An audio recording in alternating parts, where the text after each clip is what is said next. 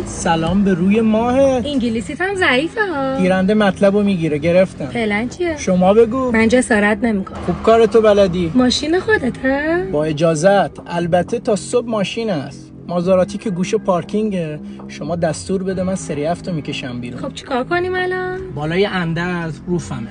شب با دوستات بیا، منم به رفیقام میگم بیان یه بر بخوریم ببینیم دست چی میاد.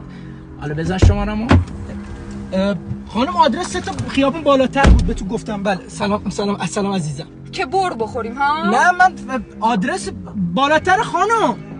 مرسی تینا. راست میگفتی نازی، خیلی حوله. داستان چیه؟ تینا بهترین دوستمه، هر کاریت بکنن تو بازم هیز و چشم چرونی. عزیزم به خدا من سویت ماشین.